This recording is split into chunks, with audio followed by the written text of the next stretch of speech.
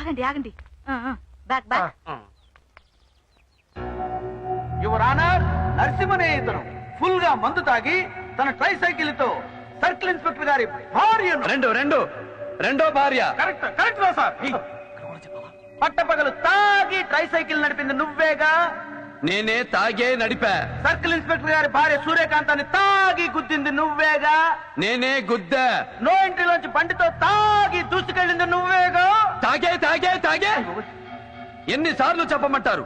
ఎక్కింది దిగిపోయేలా ఉంది. చూడ్రా మా అబ్బాయి బొబ్బులి పులి. ఇంకా ఊరికే మాట్లాడి టైం వేస్ట్ చేయకుండా శిక్ష వేసేయండి, వెళ్ళిపోతాను. ఎక్కువగా మాట్లాడితే శిక్ష ఏంటో తెలుసా నీకు? సార్, ఏ నేరానికి ఏ శిక్ష నాకు తెలుసు.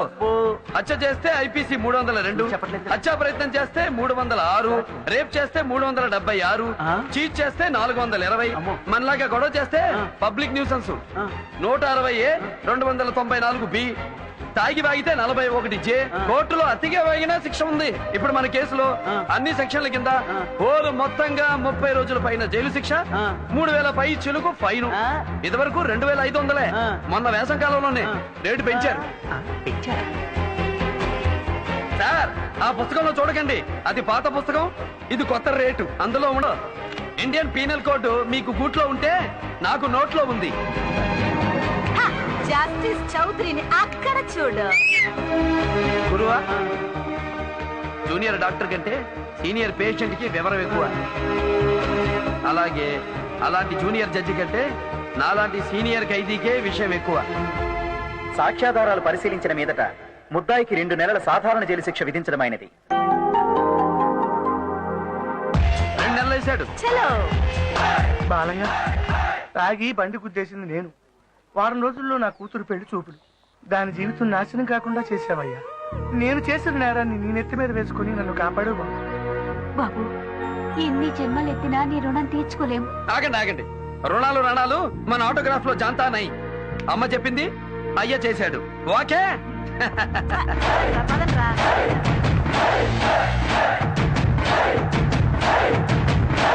అది బాలయ్య.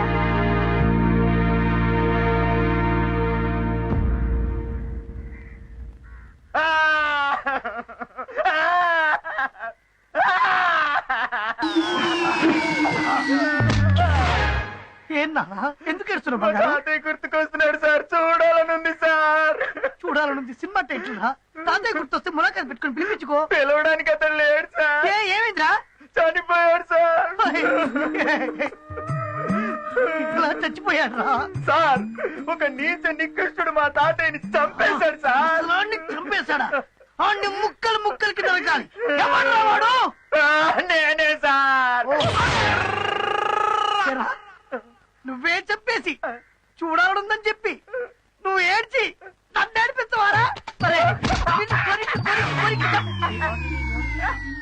ఒక శిక్ష పడే కదా లోపలికి వచ్చాడు, మళ్ళీ శిక్ష వేయడానికి నువ్వెవరు? కొత్తగా జైలుకొచ్చి ఎక్కువగా మాట్లాడుతున్నావేంటి? నా గురించి తెలుసుకోవాలంటే జైలు మొత్తాన్ని అడుగు చెప్తుంది. ఫస్ట్ హాఫ్ లో కత్తిని సత్యబాబు చింతా తాత, సెకండ్ హాఫ్ లో విక్రమ్ రాథోడ్. అన్ని హాఫేనా? ఫుల్లే లేదా? ఎక్కువ మాట్లాడకు, నా గురించి తెలుసుకొని మాట్లాడు. తీయకపోతే ఏం చేస్తావు? ఏం చేస్తానో నాకే తెలియదు. ఏం చేస్తావు? ఏం చేస్తావో చెప్పరా? నాకే తెలియకుండా నీకే చెప్తారా? నేను ఏడుస్తా.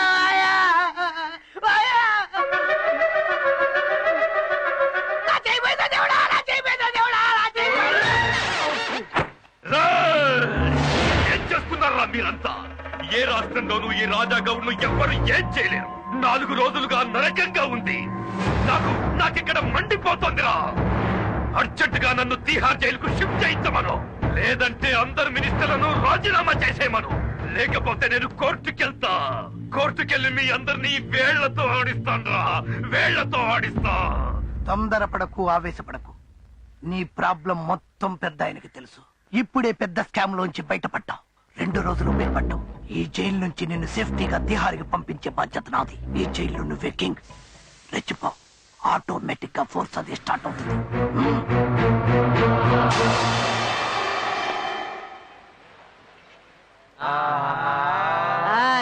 Door lock.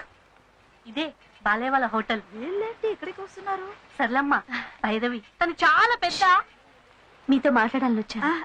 రండమ్మా కూర్చోండి. నేను ఈ ఊరు వచ్చింది హాస్టల్లో ఉంటుంది, మీ కాలనీ కోసం. మా కాలనీ కోసమా? మీ కాలనీలో ఎప్పుడు ఆటపాట ఆనందం సంతోషం ఉంటాయని మా ఫ్రెండ్స్ చెప్పారు. దానికి కారణం మీ అబ్బాయి బాలని కూడా చెప్పారు.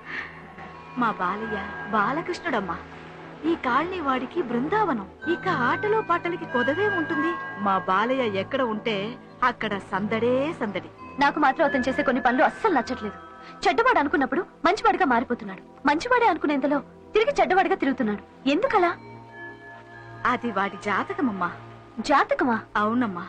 నేను సంగీత సరస్వతి బాలమురళి గారింట్లో వంట మనిషిగా పనిచేసినప్పుడు బాలయ్య పురుడు పోసుకున్నాడు. పసి వయసులో బాలయ్యకి జోలపాట బాలమురళి గారి సంగీతమే. అవునమ్మా. అలాగే నేను నాట్య శిరోమణి వెంపటి చిన్న సత్యం గారింట్లో పనిచేసేటప్పుడు వాడు నడకతో పాటు నాట్యాన్ని నేర్చుకున్నాడు. అలా వాడికి తెలియకుండానే ఆట పాట అలవాటైపోయాయి. నీకు తెలుసామ్మా, బాలయ్య జాతకం రాసింది బాలమురళి గారే. ఎప్పుడెప్పుడు ఏమేమి జరుగుతుందో పక్కాగా లెక్క కట్టి రాశాడు. ఆయన రాసినట్టే అన్ని జరుగుతున్నాయమ్మా. బాలయ్యకు అన్యాయం అంటే అసహ్యం, లేబర్ అంటే ఇష్టం, అమ్మ అంటే ప్రాణం. మరి ప్రాణమైన మీకోసం ఆ ప్రాణం తీసే మందు మానేమని మీరేనా చెప్పొచ్చుగా? ఈ తాగుడు గోలంతా ఈ మధ్యనే వచ్చిందమ్మా. ఎట్టా వచ్చిందా అట్టాగే పోతుందని జాతకంలోనే ఉంది. అంతే కదమ్మా. మా బాలయ్యకు గొప్ప గొప్ప యోగాలున్నాయట. చాలా గొప్పోడవుతాడంట. రాజ్యాలేలే జాతకుడమ్మా వాడు. ఈ జైలు నువ్వే కింగ్, జైలు నువ్వే రెచ్చిపో. ఆటోమేటిక్ గా ఫోర్స్ అది స్టార్ట్ అవుతుంది.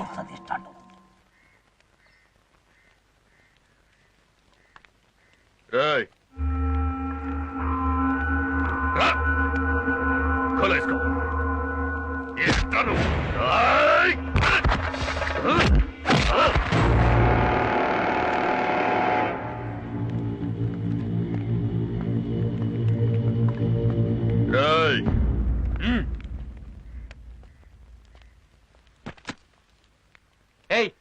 ఏంటి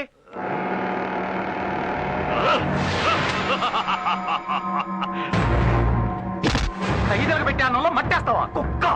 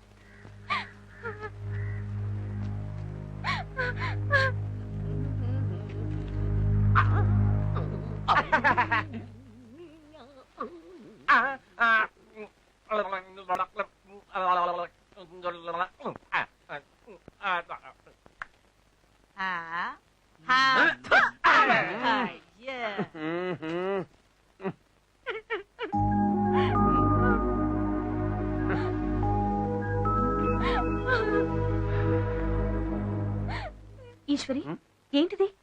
ఏమైంది? ఏమైందమ్మా? తను పనిచేసే రాయుడు సిల్క్ హౌస్ ఓనర్ కొడుకుని ప్రేమించిందట. వాడు కడుపు చేసి మోసం చేశాడు. మీరేమో వేరే పెళ్లి చేయబోతున్నారు. ఆ వెదవకేమో ఇంకో అమ్మాయితో ఈ రోజు పెళ్లిట.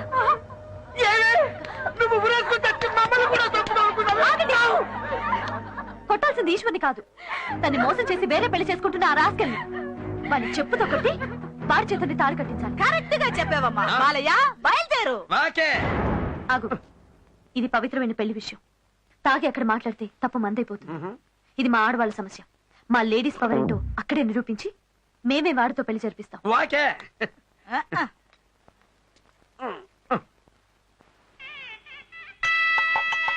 కార్మికుల తరఫున మా యజమాని గారి అబ్బాయికి మేము ఇచ్చే చిన్న కానుక పంచా షర్టు తీసుకోండి.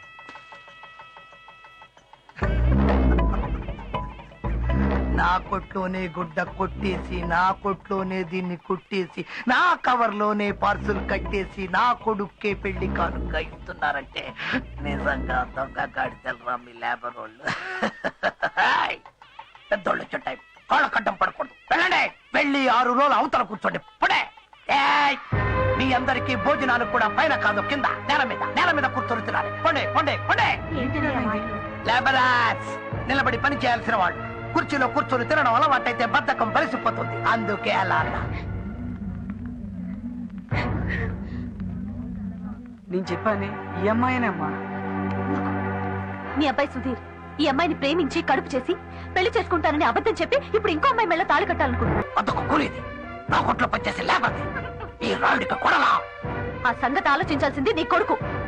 తప్పు వీడిది కూడా ఉంది. అమ్మాయి, ఆ తప్పులు ఆలోచించాల్సి దాడది. ఏ బ్రాంతి కొట్టుకెళ్లి కోట్ల కొన్నా ఫ్రీగా ఇస్తారని అది వాడమని ఆ పిల్ల వాడికి చెప్పదుగా. ఎందుకు చెప్పలేదు ఆ పిల్ల? నాకు తెలుసు, దానికి కావాల్సిన నా కొడుకు కాదు, డబ్బు డబ్బు. అందుకే వాడి ముందు పట్టలిప్పింది. మర్యాదగా ఇక్కడి నుంచి వెళ్ళిపోండి, లేకపోతే ఈ పిల్లకొచ్చిన కడుపే మీ అందరికీ వచ్చేలా చేయిస్తా. పడే రాయుడు,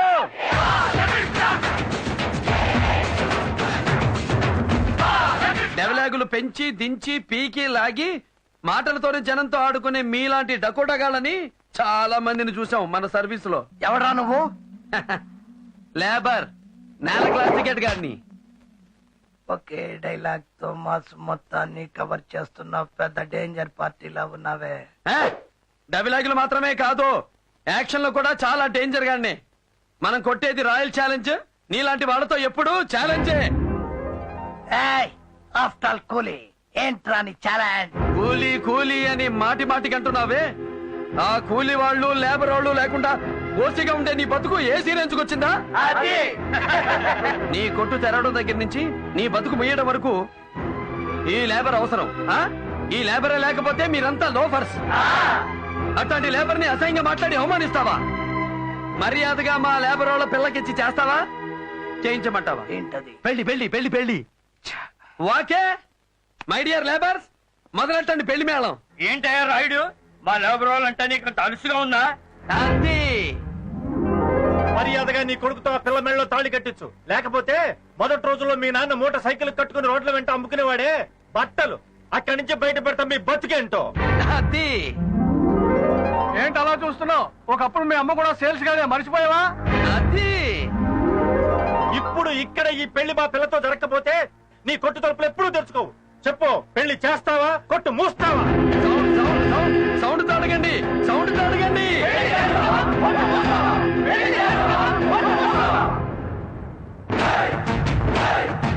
చెప్పు, పెళ్ళా క్లోజింగ్? ఇంకా ఆలోచిస్తావేంట్రాయుడు? నీ పరువు ఎలాగో దక్కించుకోలేదు.